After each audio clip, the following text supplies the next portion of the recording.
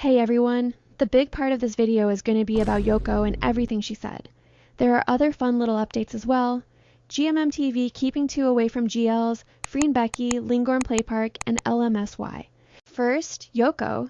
She said a lot of things yesterday. It feels like she reached a point and wanted to defend herself now. Can't stay silent anymore. Well, what prompted her and what she said, I'll get into all of this. I'll summarize some of her messages, but I'll put the translations on screen. You can pause and read. If you are a newbie in Thai GLs and don't know the long history behind this tea, maybe watch some of my old videos, or you can just ignore this part. I'll timestamp everything. Just to know the basics, Yoko is Faye's former on-screen partner. They had a very hit series Blank together under the company 9-Star. Then Faye left the company because she wasn't happy with the management, and a big part of it was that the company apparently unilaterally decided to withdraw them from 4 Elements series. 4 Elements production wanted Faye and Yoko to join their cast for Earth series. They even took acting classes for it. But then, the company unilaterally took a decision, without even asking them about it, to withdraw them from the cast of 4E. They were supposed to be the couple for Earth series, which eventually went to Apple and Mim. Now, this is a very basic summary of the whole feud between them and the company, but that was the breaking point of this couple. There is a lot of other additional things that happened and things said and later denied. The downfall of 9-Star and the ending of fayeyoko needs a whole investigative podcast episode if I have to cover everything.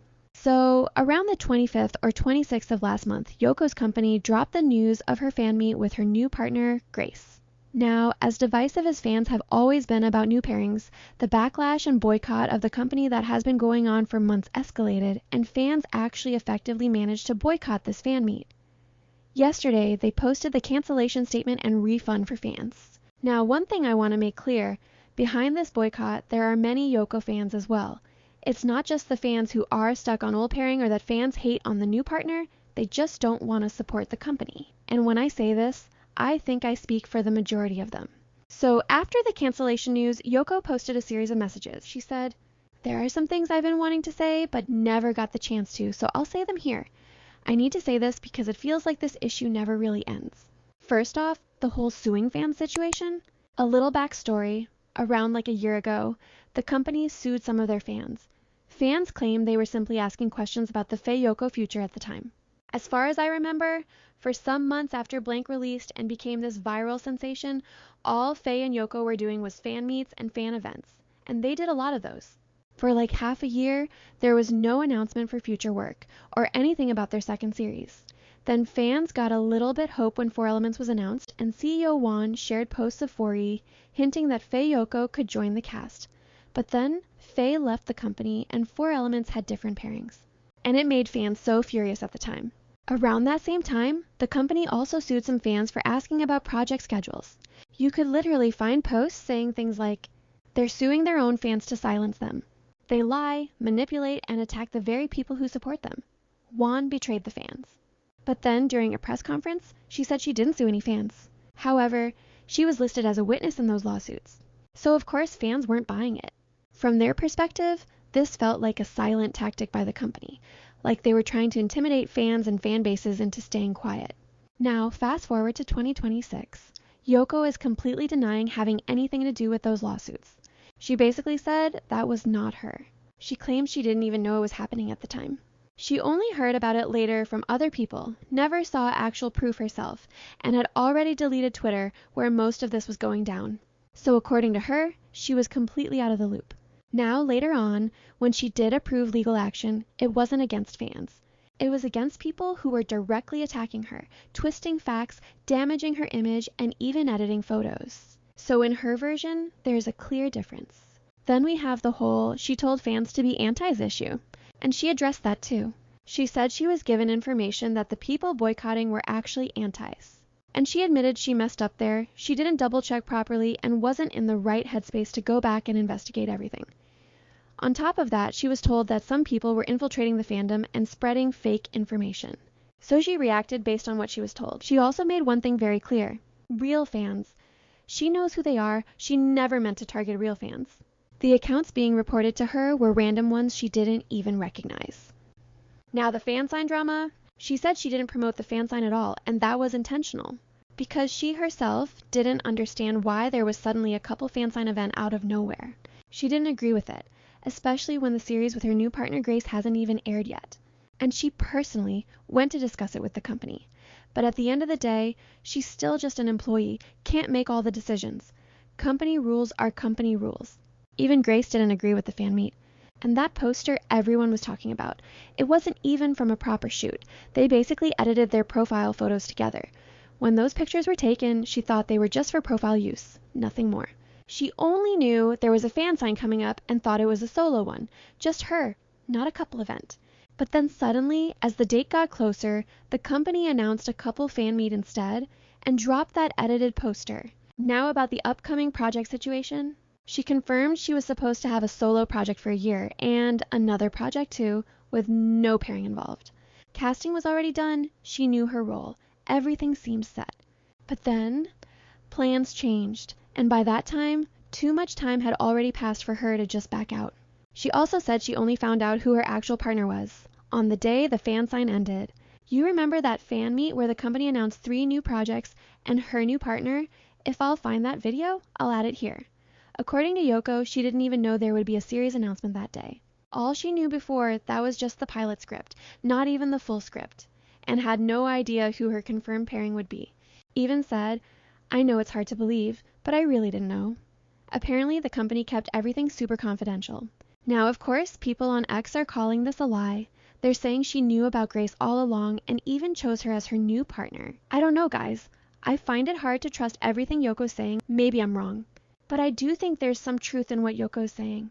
For example, I remember after that announcement at her fan meet, she posted on X saying she was surprised and had no idea about it. The company told her there would be a surprise for fans, but they ended up surprising her too. So she had no idea company is going to make an announcement about 3 project series and new partner at her fan meet. So company kept her in dark about all of this. And about Grace, she even asked her, are you sure about this? She knows Grace is a really good person, and bringing her into all of this could expose her to even more backlash. There were many pairing candidates. She even went through casting. But in the end, neither of them had the power to choose. The only choice they had was stay or leave. And lastly, Grace also wanted to explain things, but didn't get the chance. Because in this industry, even speaking up has rules. And Yoko knows that even posting all of this right now might not be good for her. But she feels like it's finally time to protect herself. She also left one more message distancing herself from the lawsuit the company filed against fans, back when fans were asking questions about her future and schedules. Yoko admitted she was wrong for not clarifying things back then. She should have spoken up earlier. She did ask the company for clarification at the time, but never really got a clear answer. And she regrets not doing her own investigation or looking deeper into the situation back then. Now, as a closing thought on all of this, in almost every statement, Yoko denied being directly involved in the things that made fans upset. A lot of what she described does sound like mismanagement or even mistreatment from the company's side. Usually in this industry, when it comes to things like pairing, actresses are at least consulted. They're asked, they agree, and both sides gets comfortable before being pushed as a couple. But here, a partner was announced without her input. A series was announced without her knowledge. Even a fan meet was planned and announced without properly consulting her. So she retaliated by not promoting it. And from what we've seen, it's a pattern. As much as I feel bad for Yoko, at the same time, we also can't ignore the fact that Yoko made some choices along the way. She stayed. She remained silent during key moments. She stood beside the company in press conferences and supported their narrative, even when the company itself was being questioned by fans. When whole fandom was asking her to leave that shitty company, she herself decided to stay. And yes, maybe at that time, she had her reasons. Maybe she trusted them. Maybe she felt she didn't have much power. Maybe she thought things would get better. But staying with a company that had already been exposed for mishandling situations, sabotaging their chances of 4 elements, that was a choice. Of course, I will always stand against the hate she is receiving right now, but it also doesn't mean fans are wrong for feeling conflicted. Because this is not just about poor Yoko or evil company, it's more complicated than that. She's not a child. She's in her mid-20s, navigating a very controlled and messy industry. She can be both, someone who was limited by the system and someone who made decisions that didn't work out in her favor. I think what we're seeing right now is her finally trying to take back some control and protect herself. She did apologize to fans in her messages, and maybe this is a turning point for her. She told fans she is in a much better headspace now, and I think now she is looking back at some of things and realizing what happened to her and how companies she trusted used her. Whether fans choose to believe her or not, that's up to them. I do think company will release a statement regarding this. I'll update you guys on it. Okay, now we have to... A fan asked her if she's going to make any guest appearances in other series. She said no, but she would really like to make a guest appearance in Girl Rules. She even said she wants to be with the girls, but it hasn't been approved yet. And this started a whole discussion. Fans are now saying that GMMTV is kind of keeping her away from GL projects. Like, they don't want to anywhere near GL. I kind of see why people think that. If you look at their current GL lineup, they definitely have the resources to pair 2 with someone and make a very successful project out of it. But they're not doing it. At the same time, 2 is already very established in mainstream dramas. She has a strong image and a solid fan base outside of GL. So maybe the company just doesn't want to shift her brand right now? Not necessarily because GL is a bad thing, but they already have a lane for her and they don't want to risk changing it. I don't think 2 would get canceled by her fans for acting in a GL. There will be some friction if she actually joined GL lineup. Some part of her audience might not take it well. So maybe the company is just playing it safe. Still, it's interesting that she herself said she wants to do it, and company isn't approving it, so clearly the interest is there. Like the second top of the most asked question is about GL. So I'm gonna say that I'm not limiting myself from playing GL series, but I'm just waiting for a good timing and the plot and everything. And actually I really concerned about the queer baiting, so I have to make sure with myself that I have to be careful about this topic. So maybe in the future, I don't know. GMMTV does have this rumors about holding back projects from their actresses. Like, just look at Jane. As soon as she left GMM and went independent, she did Love Design, got paired with Cow, and so many opportunities started coming her way. So when fans talk about 2 being held back, it's not coming out of nowhere. There's already a history that makes people think this way. Although I really don't have hope for her to join GL lineup anytime soon. FREEN and Becky are coming back next month to promote their upcoming air series. They're going to be on a promo tour, and fans are really excited after hearing the news. Shade has wrapped filming and is going to start airing from the 16th next week. Okay guys, we're back. Did you miss us? Because we missed you. We also had the Playpark Finale yesterday. Donut made a guest appearance and is going viral. There was even a gender reveal. Turns out Donut is a girl and she started walking. She's so cute. I mean, she really helped win over the grumpy grandpa. The finale was good. I finished the series. There are some GLs I left halfway this year, but I actually managed to finish Playpark. One thing I don't think I said before, Than really needs to work on her acting skills.